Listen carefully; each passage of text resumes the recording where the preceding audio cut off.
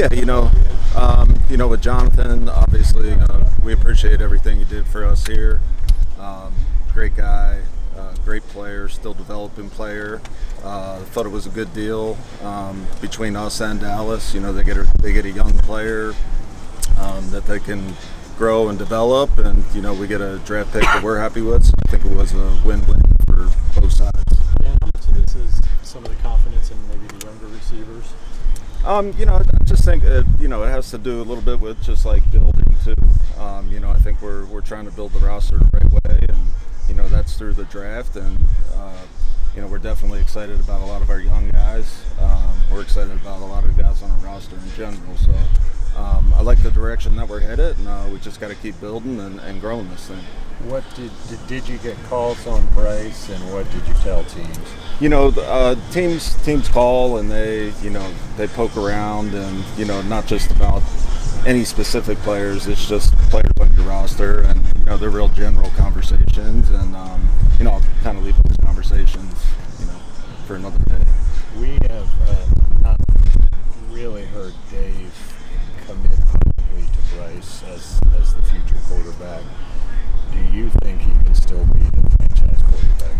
Yeah, I think every week, we're assessing Bryce. We're just seeing, taking it day by day, really, just seeing him grow, seeing him develop, be under coach and work with him, learn under Andy.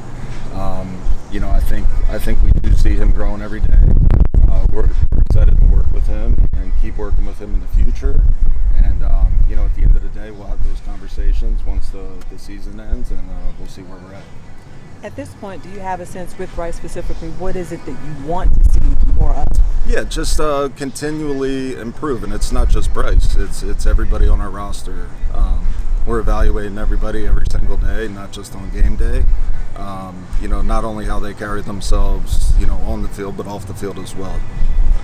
So, it's just one of those things where we're evaluating everything, and at the end of the day, we'll get together at the end of the season, and we'll see where we're at. Dan, is it safe to say there was no way you guys were going to trade Bryce, really, no matter what you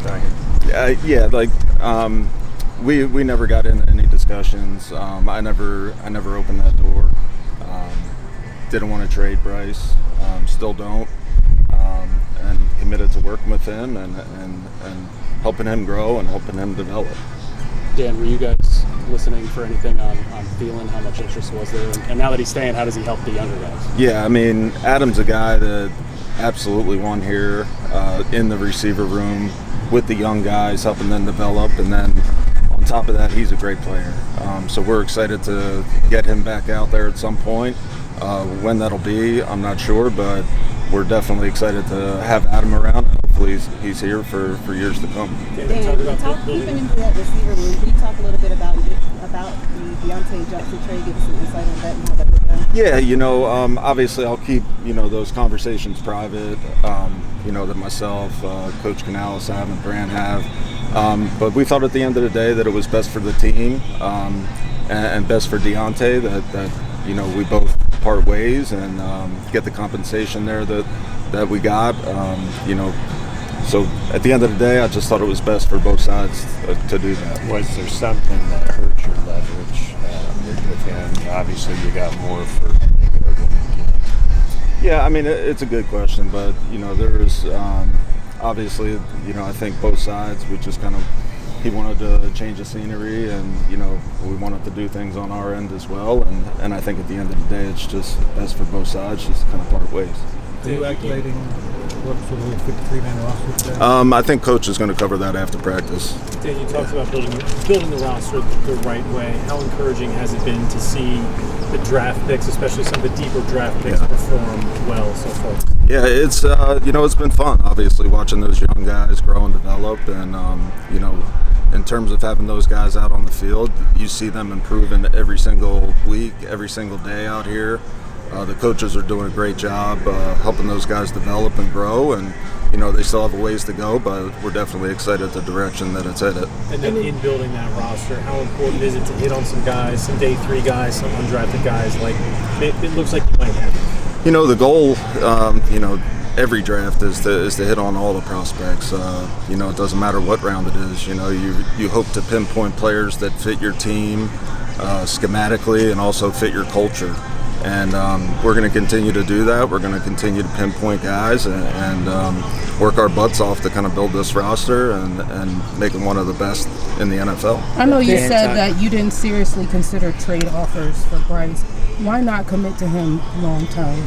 Yeah, you know, those are obviously discussions between Dave and myself and Brant, just kind of talking through the direction that we want to go. And, you know, hey, we're looking for him to grow and develop every week, get better every single week. And Dave has a plan for him. Dave has a plan for all the guys on this roster. So he's doing a really good job with him, and Bryce has bought in, and he's committed to being the best that he can be. So we'll see where it goes. Dan, talking about Miles Sanders, obviously with Jonathan Brooks getting healthy, that's going to make the running back room a little bit more competitive.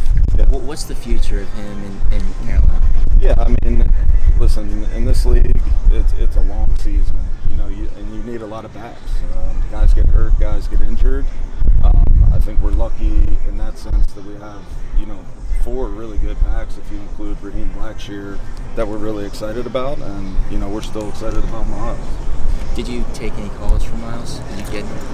I'm going to leave those conversations, you know, between me and Miles, but we're happy to have Miles here. Dan, we're now at the midway point of the season, 9 weeks in. How would you just assess the job that Dave has done in his first season as a head coach? He's done a really good job. You know, I think like all of us, you know, we're growing every single day. We're growing together every single day. We're growing as a team. We're growing as a building and trying to shape that culture the way that we want to get it here. And, you know, things are going every single day. Things are improving every single day. So not just excited about Coach Canales, but just the future of the franchise. Dan, how do you feel about the draft capital you have now after the last week or so, and would you like to possibly add even more before? Yeah, I'd love to have as many picks as possible. Obviously, you know, to get a 4th rounder yesterday, really happy about that, and, you know, to have as many picks as we do, especially as early as we do, it's exciting. But, you know, we got to put the work in. We got to make sure that we pinpoint the right players and draft those players. Dan, it was your first running the show as the GM of the trade deadline. How would you say it went operationally for you guys? What were some of those conversations like amongst Dave and Brent as you guys tried to construct this roster, not only for now but the future? Yeah, it's good. I think it's really good communication, not just between us 3, but, you know, just throughout the building. You know, I think everybody's on the same page about what we want, the direction that we want to go, and again, we're excited about that direction and feel like we're you know, taking steps to get better every single day. Dan, you've got a couple guys on expiring contracts who are playing well. Yeah. What would you consider doing anything sooner than later with Chuba and JC? Yeah, you know, obviously, you know, we have guys that are coming up, and, you know, me and Brant, we sit together every single day and talk about the roster, and we have a plan. Not going to divulge that plan right now, but we're definitely working towards some stuff right now that we're excited about. And then also, if I can follow up, if you guys continue to lose, would you, and I know Dave makes football decisions, but you weigh in, would you kind of lean on him and start looking at some younger guys and turn it into a bit of a development thing with Bryce and others?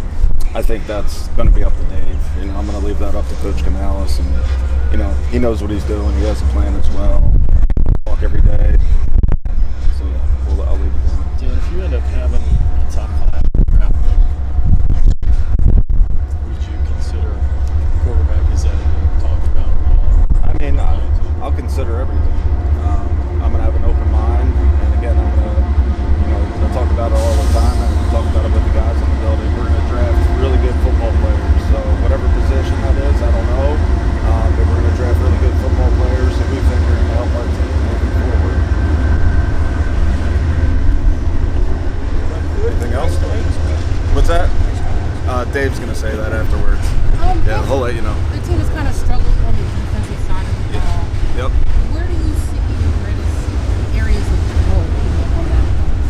Yeah, you know, I think as a team, you know, I think obviously, we're not stopping the run as well as we would like to. Giving up a lot of yards there. So, obviously there's room for improvement, not just with the run defense, but throughout the whole roster. And again, we're just going to continue on building this thing, be patient, and just bring the right type of guys in here. Dan, when you go back to hitting on guys like Jalen and Delaney, what was it that the team saw? Yeah, I think, our scouts, I think they do a really good job of being thorough and really getting to know these guys throughout the fall. So a lot of credit to the scouts for the hard work that they put in, going to these schools during the fall and, really getting to know these guys. So, to see some of these undrafted guys, playing the way that they're playing, it's definitely exciting and it's a lot of credit that is due to them. We'll do a couple more. What's your policy on playing? I don't know if I'm going to be I'm usually like working on the plane. I have a hard time going to sleep on the plane, so I might stay up the whole time and might be sleeping in the box during the game. How you doing? What do you see in him that maybe give him a chance? Yeah, so we worked him out. We worked him out, and him moving around out on the field, it was really impressive.